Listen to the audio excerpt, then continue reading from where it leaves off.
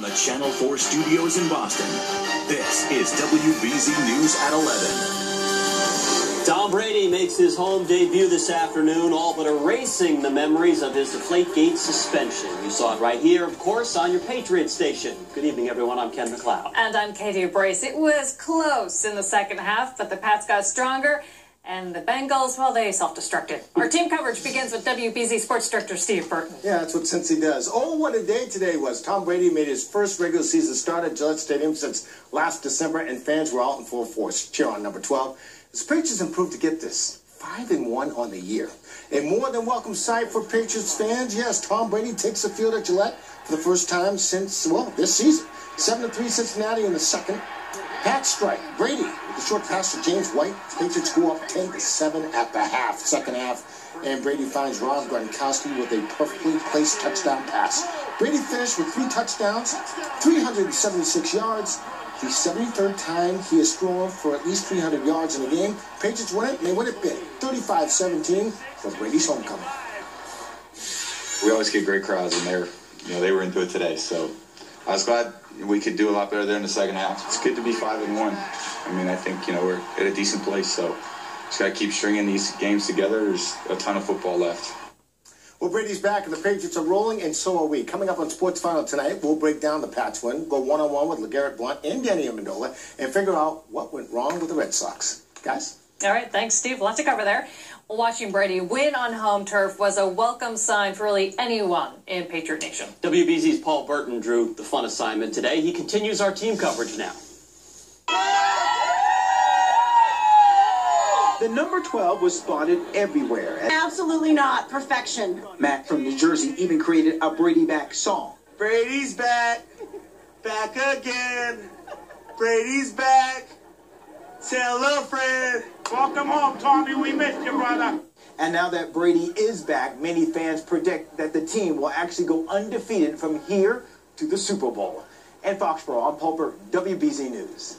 And so next Sunday, it's the Pats and the Steelers in Pittsburgh. And we'll have that game for you right here on WBZ. Kickoff is at 4:25. The fifth quarter postgame show is over on MyTV 38 right after the game. Let's go ahead and move on to the forecast now on what has been a pretty nice fall weekend, but in just a couple of days, we might be pushing, get this, 80 degrees. Meteorologist Pamela Gardner joins us now.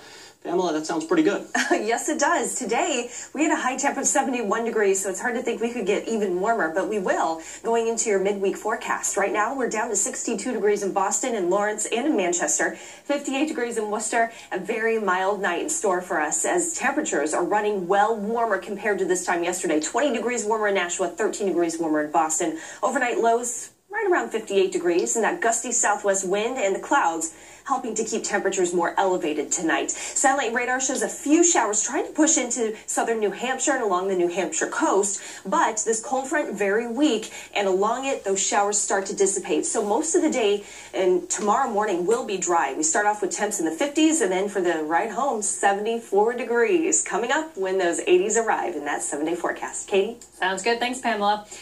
Fire in the Back Bay cost almost $1 million in damage. It erupted in a brownstone on Newbury Street, and that's where we find WBZ's Jim Smith live with the latest on the investigation. Jim?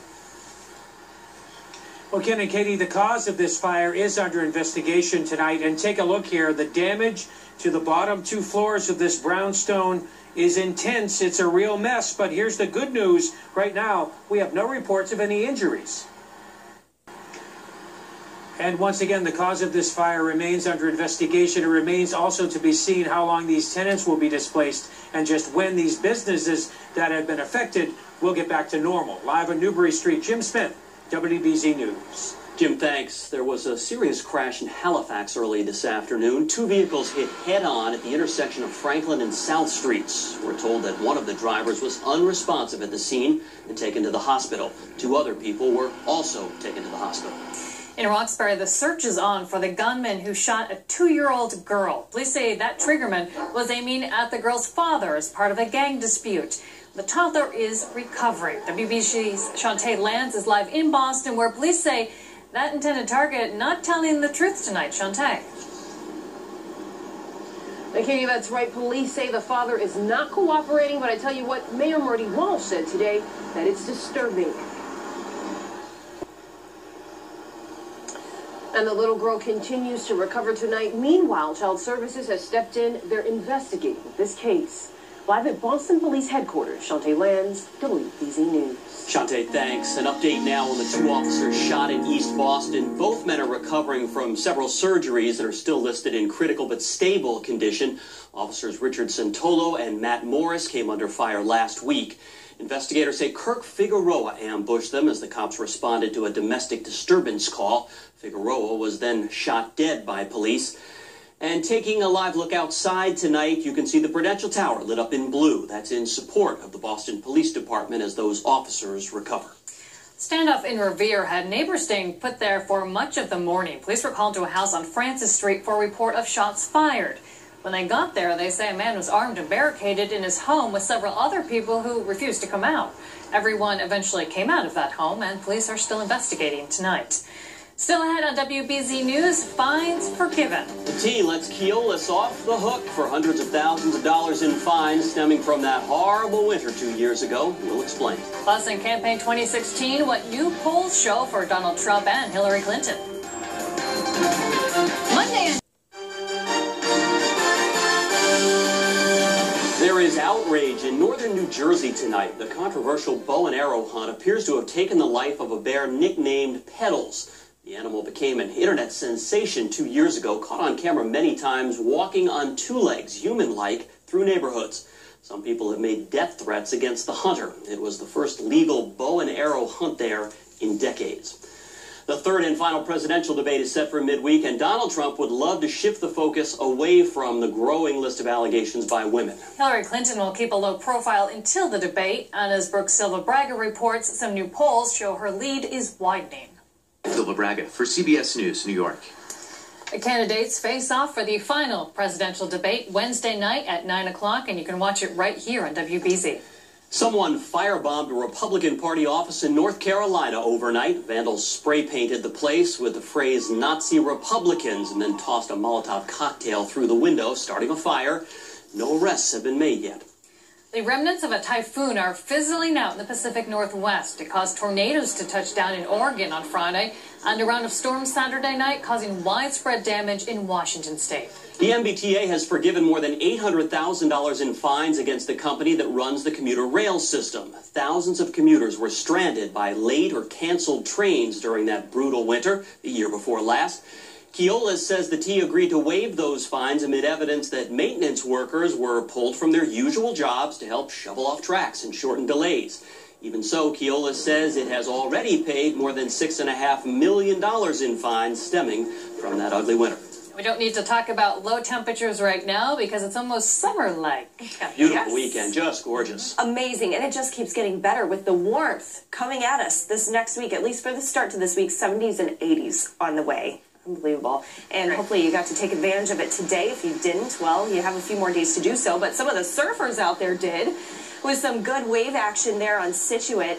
And we had a few clouds on the horizon there too, but it was nice and dry, and that water temperature around 60 degrees, and it was a perfect day for it as long as you had that wetsuit on, and they sure did out there at Scituate.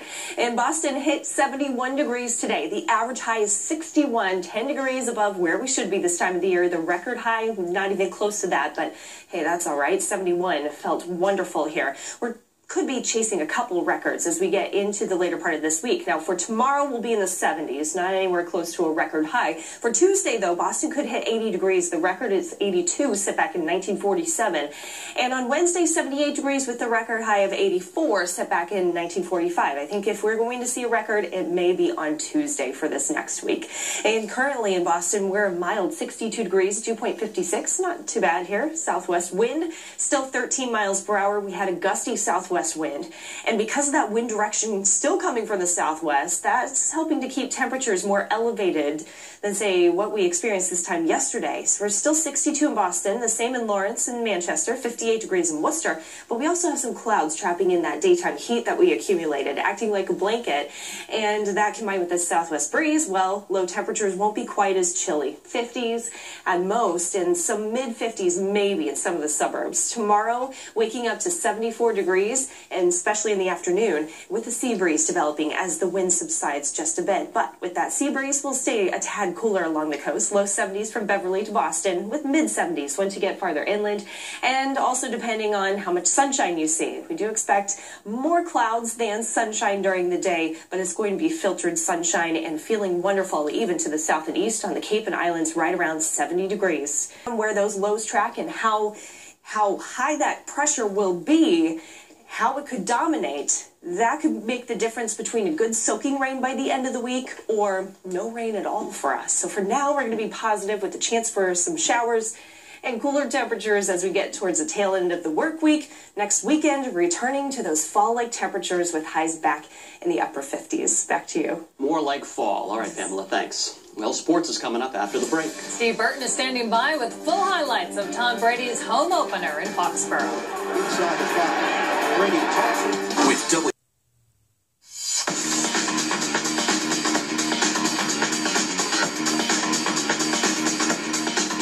Well, come on, you knew it was going to be a Brady love fest down in Foxborough today, and it was. And it should be. And he delivered. And he delivered, as Steve was saying. Thank you very much. Let's be fair about all this. He delivered.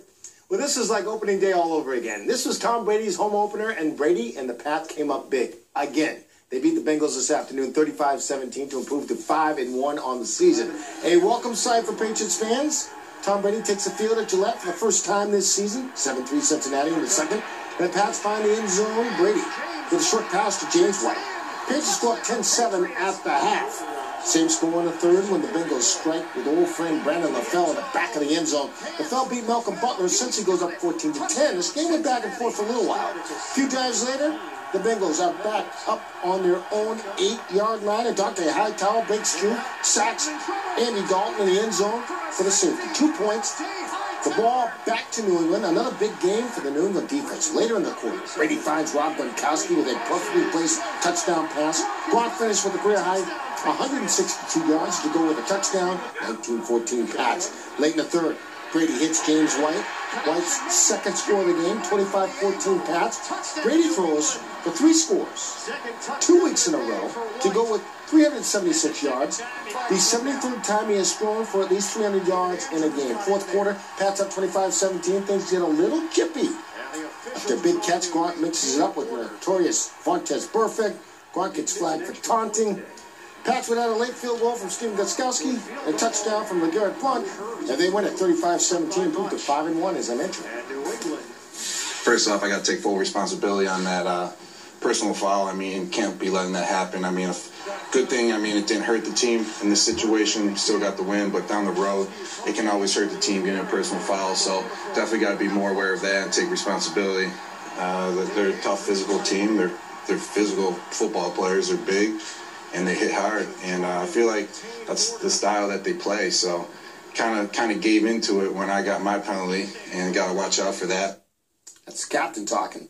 Up next for the Patriots will be another AFC North opponent in Pittsburgh. Steelers didn't fare too well down in Miami, down 8-6 in the second one. Big Ben Roethlisberger rolls out, gets intercepted on the play. Take another look. Roethlisberger injures his left knee on the scramble. He left for a series, but then returned. Expected to have an MRI on that knee. Jay Ajayi had 204 yards on the ground and 2 touchdowns for Miami as the Dolphins. They rolled over Pittsburgh. They rolled over 30-15. Steelers fall to 4-2. They will host New England next Sunday. So Pats and Steelers next Sunday in Pittsburgh. And we got that game for you right here on WBZ. Kickoff 4:25. Fifth quarter postgame show is on MyTV 38 right after the game. Head to soccer. Revolution in Chicago taking on the Fire. Diego Fagundes gets the equalizer in the 43rd minute. Makes it a 1-1 game. Diego's fifth. But the Fire answer late, 80th minute, and David Acom tallies his 9th goal for the Fire, who will hand the Revs their 14th loss of the season at 2-1 the final. The Red Sox made some news today. Sox General Manager Mike Hazen has been hired as the new Vice President and GM for the Arizona Diamondbacks. Now, Red Sox President Dave Dombrowski, pictured on the right next to Hazen, released a statement today where he called the signing a, quote, significant loss, but said he was happy for the Hazen family and called Mike one of the most respected young baseball executives in the game. Congrats to Mike Hasen. That's Sports for Now. Sports Finals coming right back at you. Stay with us. All right. Thanks so much, Steve. Coming up next, you'll see what was causing some interstate double takes near Sullivan Square today. The Charter Malika Marshall, only on WBZ News.